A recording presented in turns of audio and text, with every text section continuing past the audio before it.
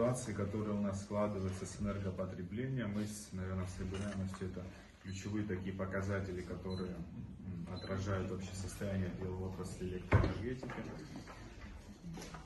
За 10 месяцев текущего года потребление Республики Абхазия составило 1 миллиард 900 миллионов киловатт-часов, что по отношению к 10 месяцам предыдущего года, соответственно, меньше на 65 миллионов киловатт-часов. То есть это показатель говорит о том, что в Республике Абхазия сокращается валовое потребление электроэнергии, что в конечном счете влияет на объем дефицита, который формируется по году. Динамика это наблюдается последние 3 года. Если в прошлом году валовое потребление республики составило свыше 200 миллиардов 400 миллионов киловатт-часов, например, в 2023 году потребление республики доходило практически до 3 миллиардов киловатт-часов, что, естественно, увеличило тот дефицит электроэнергии, который в республике существовал. Но последние несколько лет мы видим явную динамику на снижение этого уровня потребления в Республике Абхазия. Что касается финансовой стороны, по уровню собираемости за 10 месяцев по всем категориям абонентов собираемость составила 53,6%. По юридическим лицам 78,4%, по физическим лицам 36,7%. Нужно отметить, что последние 4 месяца, если мы берем помесячно, не суммарно нарастающим итогом, общий показатель собираемости по 2 категориям абонентов в среднем составляет 65%. То есть в июне, то есть в октябре отдельно юридические лица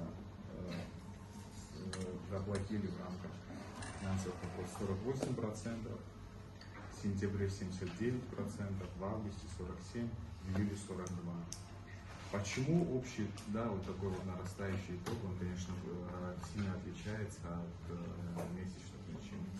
Здесь нужно сказать, что, к сожалению, первые 3-4 месяца, которые связаны были с некоторой нестабильностью в стране, они демотивирующим образом, конечно же, влияли на показатель собираемости.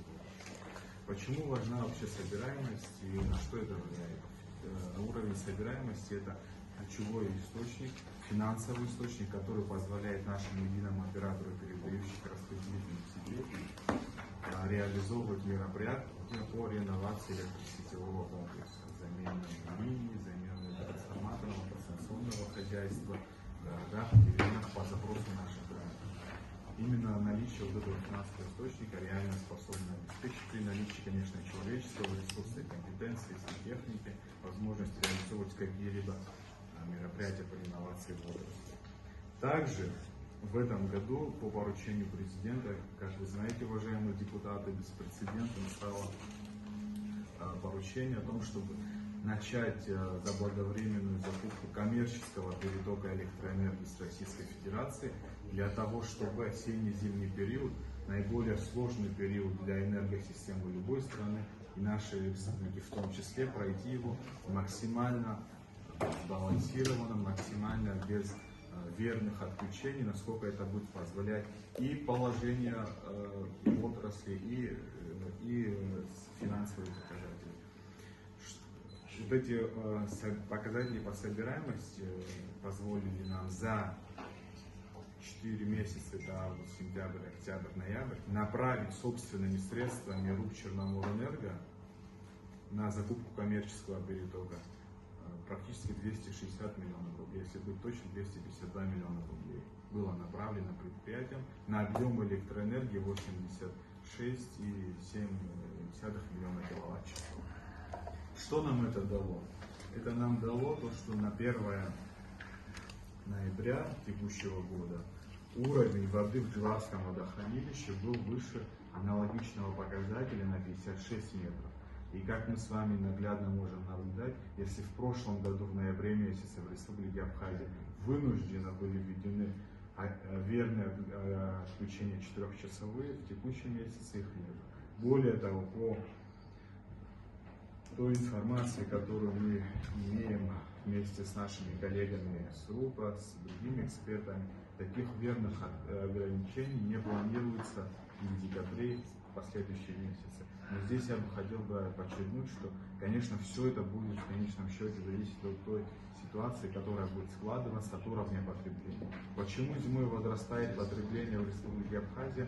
Потому что электроэнергия является основным источником для обогрева, для хозяйственных, бытовых нужд наших абонентов. И в период похолодания, естественно, нагрузки по потреблению в Республике Абхазия значительно вырастают.